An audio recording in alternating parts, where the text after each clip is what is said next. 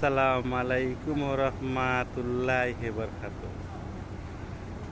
আমার প্রশ্ন হইল, দেখেন, ছেলে মেয়ে ঘর বাড়ি মা ভাই বোন, ঠিক আছে, আপন বলতে কেউ না, ঠিক আছে। আপনি ছেলের লগে মেয়ের লগে কথা কইছেন, খাওয়া দাওয়া করছুন, আপনারা বিছনাথ শুয়ে গেছুন, ঠিক আছে।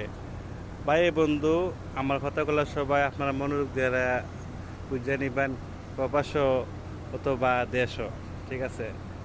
কার মনন কোন জায়গা লেগছে এটা আল্লাহ পাক ছাড়া হইতারে না।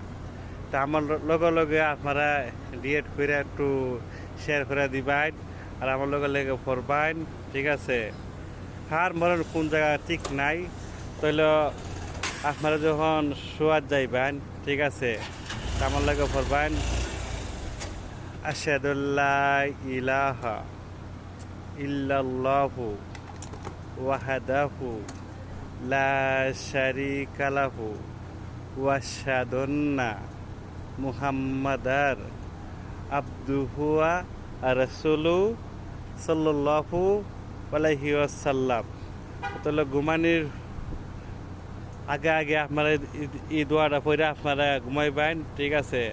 আল্লাহর নাম ধরলে ঘুমাইবেন, ঠিক আছে, সওয়াব পাইবেন, ঠিক আছে।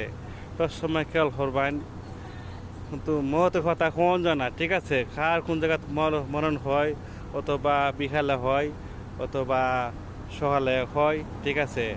স্মরণ করবেন, আল্লাহ কথা স্মরণ হলিয়া ঘুমাইবেন, বিসমিল্লাহ হরে ঘুমাইবেন। আসসালামু আলাইকুম ওয়া রাহমাতুল্লাহি ওয়া বারাকাতুহু।